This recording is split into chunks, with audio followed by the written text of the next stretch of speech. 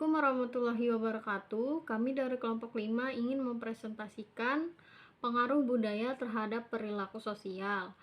Yang di sini anggotanya ada Cynthia Mega Susanti, Delania Putri, Ervina Nur Aryani, saya sendiri, Fatika Medita, Hari Wahyudi, Nadia Rizwa Safitri, dan Siti Nurbidasari Alia. Nah, di sini saya akan membahas pengertian budaya dan kebudayaan. Nah, jadi kebudayaan itu sendiri diartikan sebagai segala hal yang berkaitan dengan akal atau pikiran, sehingga dapat menunjuk pada pola pikir, perilaku, serta karya fisik sekelompok manusia.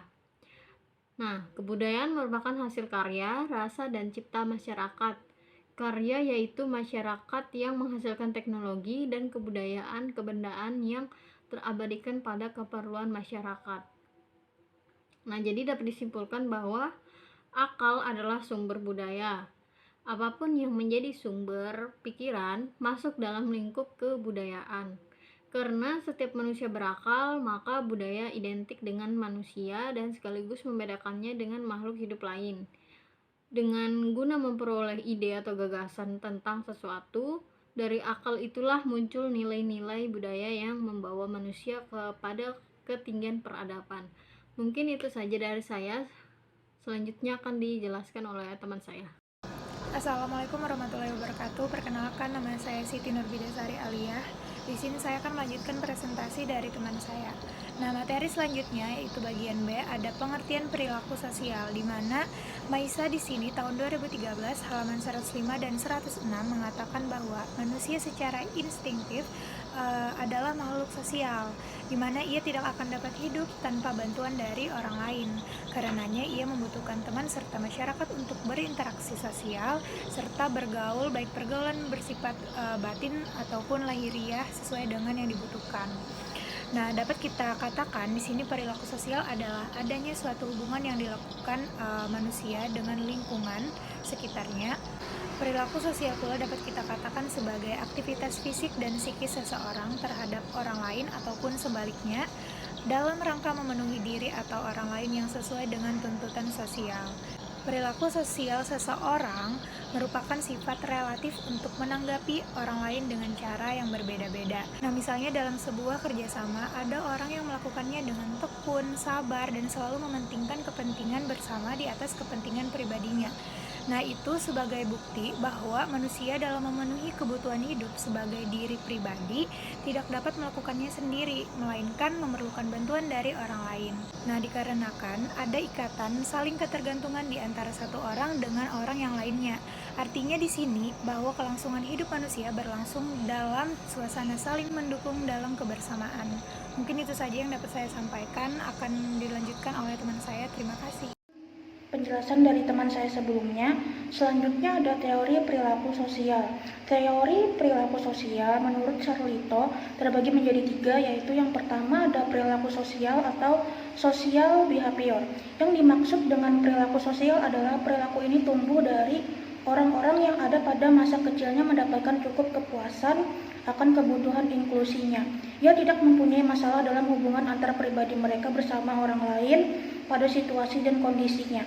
Ia bisa sangat berpartisipasi tetapi bisa juga tidak ikut-ikutan. Ia bisa melibatkan diri pada orang lain, bisa juga tidak. Secara tidak disadari, ia merasa dirinya berharga dan bahwa orang lain pun mengerti akan hal itu tanpa ia menonjolkan diri. Yang kedua ada perilaku yang kurang sosial atau under social behavior. Timbul jika kebutuhan akan inklusi kurang terpenuhi, misalnya sering tidak diacuhkan oleh keluarga semasa kecilnya. Kecenderungannya orang ini akan menghindari hubungan orang lain, tidak mau ikut dalam kelompok-kelompok, menjaga jarak antara dirinya dengan orang lain, tidak mau tahu, acuh tak acuh, dan ada kecenderungan introvert dan menarik diri. Kecemasan yang ada dalam tidak kesadarannya adalah bahwa ia seorang yang tidak berharga dan tidak ada orang lain yang mau menghargainya. Kemudian yang ketiga ada perilaku terlalu sosial atau over behavior. Orang yang terlalu sosial cenderung memamerkan dirinya berlebih-lebihan, bicaranya keras, selalu menarik perhatian orang, memaksakan dirinya untuk diterima dalam kelompok, sering menyebutkan namanya sendiri, suka mengajukan pertanyaan-pertanyaan yang mengagetkan.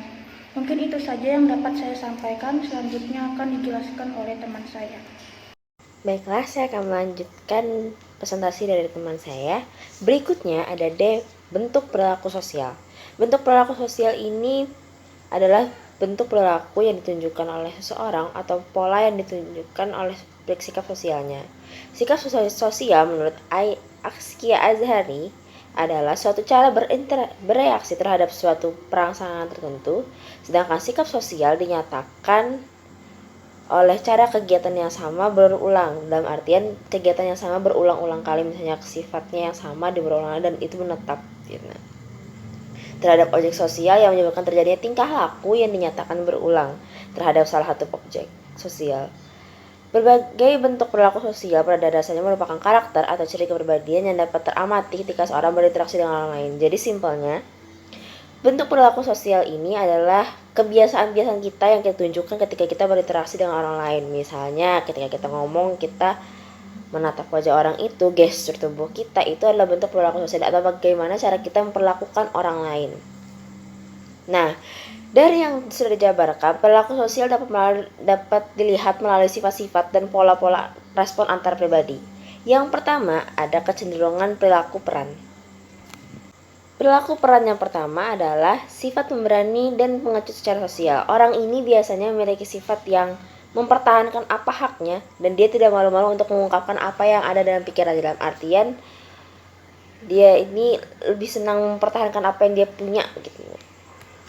Sebaliknya, orang pengecut secara sosial mereka lebih memilih diam, dalam artian mereka mengikuti alur, dalam artian mereka kayak ya sudah kami ngikut aja, ya sudah kami tanpa mempertahankan walaupun mereka tidak setuju dengan hal tersebut. Yang kedua ada sifat berkuasa dan sifat patuh. Sifat ini dimiliki orang-orang yang senang, sifat berkuasa ini adalah dimiliki oleh orang yang senang mengatur suatu. Misalnya nih, dia memiliki kepercayaan diri yang kuat untuk apapun yang dia inginkan. Nah, misalnya dia senang memberikan perintah dan suka memberikan kayak pengarahan. Dan selanjutnya ada sikap patuh atau penyerahan petunjuk perilaku sosial ataupun sebaiknya.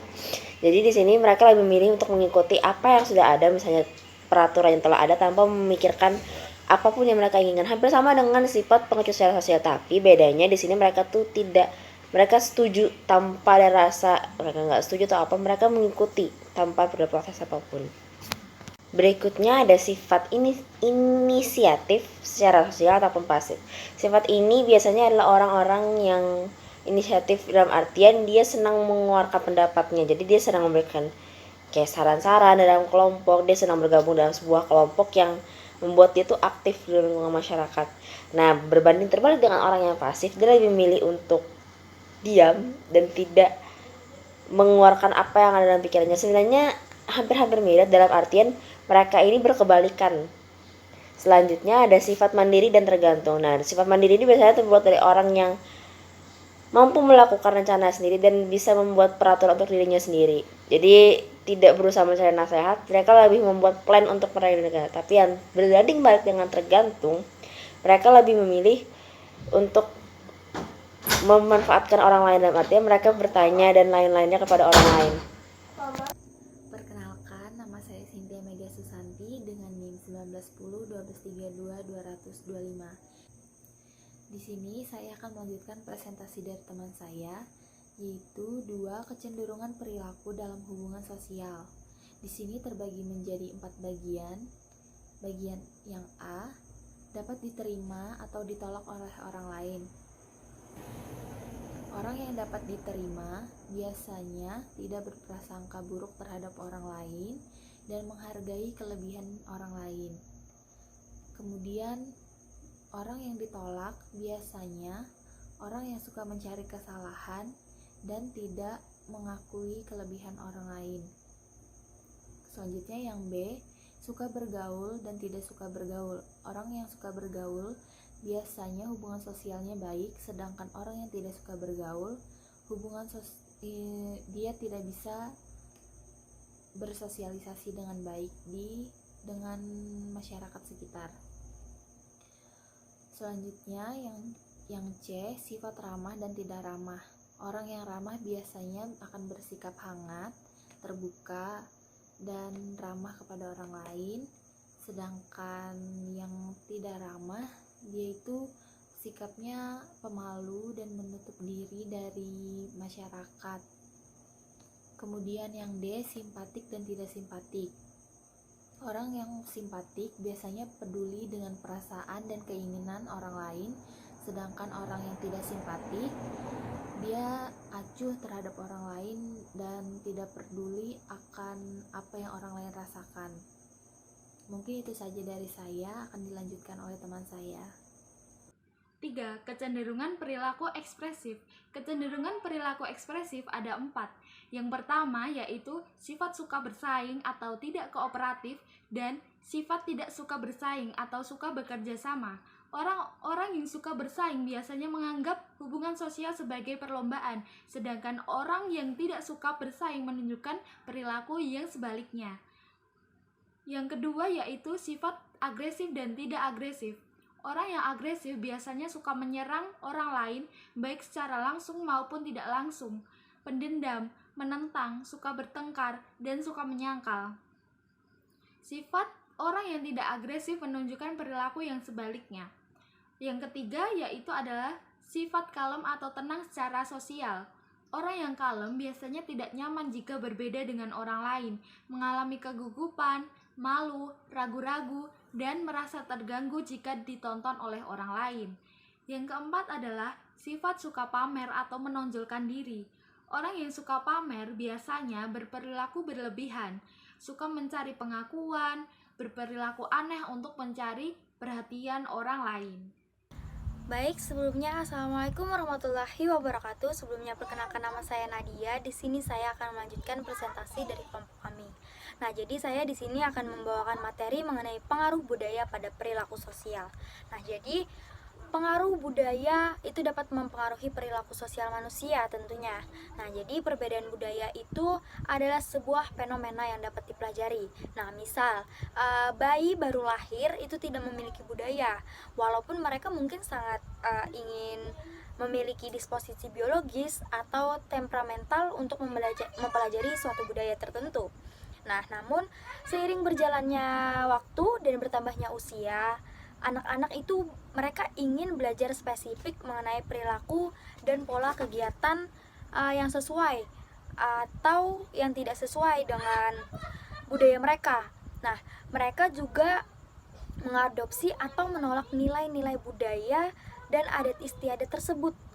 Nah, ada tiga faktor yang mempengaruhi budaya, yaitu lingkungan ekologis, konteks sosiopolitik, dan biologi. Nah, jadi budaya itu mempengaruhi karakteristik dan sifat psikologi juga. Nah, namun budaya itu bukan satu-satunya faktor yang mempengaruhi psikologi. Nah, faktor lainnya yang dapat mempengaruhi psikologi itu bisa terdapat pada keluarga dan masyarakat. Karakteristik, identitas budaya, kemakmuran, dan sejenisnya itu dapat mempengaruhi psikologi juga. Nah, terus dari perubahan budaya. Dari perubahan budaya itu terjadi ketika label budaya tidak lagi menggambarkan mayoritas individu. Nah, dalam budaya itu demikian karakteristik psikologi mempengaruhi budaya juga. Akibatnya sistem adalah tidak linear dengan pengaruh yang menuju satu arah. Nah, sehingga memperoleh kehidupan sendiri seperti itu. Nah, jadi perekat yang kita kenal sebagai budaya itu memperkuat sistem ini. Nah, lalu orang-orang yang di dalam budaya itu memiliki budaya tertentu dan aturan-aturan yang berbeda juga. Bagaimana mengelola perilaku nonverbal misalnya. Terus aturan-aturan itu mungkin sangat berbeda karena itu dalam komunikasi antar budaya problem yang jelas tentunya, karena sebuah perbedaan dalam budaya itu adalah hal yang mungkin tidak bisa kita pungkiri lagi, karena khususnya di Indonesia kita memiliki banyak kebudayaan, dan dalam budaya tersebut contohnya ada banyak bahasa seperti itu. Nah, lalu pada contohnya ya, seperti bahasa tadi terletak pada bahasa nonverbal. Nah, misalkan kalau bahasa tadi kan termasuk yang verbal. Nah, kita membahas mengenai budaya mungkin termasuk bahasa nonverbalnya juga. Nah, maksudnya tadi yang verbal tadi merupakan bahasa yang biasa kita gunakan. Terus bahasa nonverbal itu bisa kita misalnya seperti kontak mata, terus telaah lintas budaya itu membuktikan bahwa misalkan nih orang Arab melakukan kedipan mata lebih lama dan memandang lebih langsung kepada partner bicara daripada orang Amerika. Nah, itu kan sudah merupakan sesuatu yang berbeda antar budaya seperti itu. Nah, itu merupakan perbedaan budaya bahasa nonverbal yang dapat kita pelajari seperti itu. Nah, terus sebagian dari bentuk perilaku sosial yang berkembang pada masa anak-anak awal. Nah, itu merupakan perilaku yang terbentuk atas dasar landasan yang terletak pada masa bayi. Nah, sebagian lainnya itu merupakan bentuk perilaku sosial baru yang mempunyai landasan baru juga. Nah, terus sebenarnya ada banyak landasan baru yang bisa dibina oleh hubungan sosial dan teman sebaya juga. Nah, terus pola perilaku itu dapat maksudnya pola perilaku itu dalam situasi sosial itu banyak yang nampak tidak sosial atau bahkan antisosial. Nah, seperti itu. Tetapi masing-masing tetap penting bagi proses sosialisasi dari misalkan antisosial ataupun tidak itu juga sangat berpengaruh dalam proses sosialisasi. Nah, maka dari itu ada hubungannya dalam bimbingan konseling, di mana kita harus mencari tahu penyebab dari antisosial pada individu. Apa sih penyebabnya seperti itu. Nah, itulah mungkin yang dapat kita telaah dalam ilmu bimbingan konseling juga. Mungkin selanjutnya materinya akan disampaikan oleh teman saya. Terima kasih. Kesimpulan presentasi dari kelompok kami yang berjudul Pengaruh Budaya Terhadap Perilaku Sosial. Kebudayaan adalah cara berpikir dan cara merasa yang menyatakan diri dalam seluruh segi kehidupan sekelompok manusia, yang membentuk kesatuan sosial dalam suatu ruang dan waktu. Kebudayaan sebagai keseluruhan yang mencakup pengetahuan, kepercayaan seni, moral, hukum, adat, serta kemampuan kebiasaan lainnya yang diperoleh manusia sebagai anggota masyarakat. Perilaku sosial seseorang merupakan sifat relatif untuk menanggapi orang lain dengan cara-cara yang berbeda. Misalnya dalam kerjasama, ada orang yang melakukan dengan tekun, sabar, dan selalu mementingkan kepentingan bersama di atas kepentingan pribadinya. Sebagai bukti bahwa manusia dalam memenuhi kebutuhan hidup sebagai diri pribadi tidak dapat melakukannya sendiri, melainkan memerlukan bantuan dari orang lain. Ada ikatan saling ketergantungan di antara satu orang dengan yang lainnya. Berdasarkan penjelasan mengenai pengaruh budaya terhadap perilaku sosial, dapat disimpulkan bahwa akal adalah sumber budaya apapun yang menjadi sumber pikiran masuk dalam lingkup kebudayaan. Karena setiap manusia berakal, maka budaya identik dengan manusia dan sekaligus membedakannya dengan makhluk hidup lain. Dengan akal, manusia mampu berpikir, yaitu kerja organ sistem syaraf manusia yang berpusat di otak, guna memperoleh ide atau gagasan tentang sesuatu. Dari akal itulah muncul nilai-nilai budaya yang membawa manusia kepada ketinggian peradaban. Pengaruh budaya dapat mempengaruhi perilaku sosial manusia dengan perbedaan budaya adalah fenomenal yang dipelajari. Ada 3 faktor yang mempengaruhi budaya, yaitu lingkungan ekologis, konteks, sosiopolitik. Nah, mungkin itu saja presentasi dari kelompok kami, kelompok 5. Salah hilap mohon maaf. Terima kasih. Wassalamualaikum warahmatullahi wabarakatuh.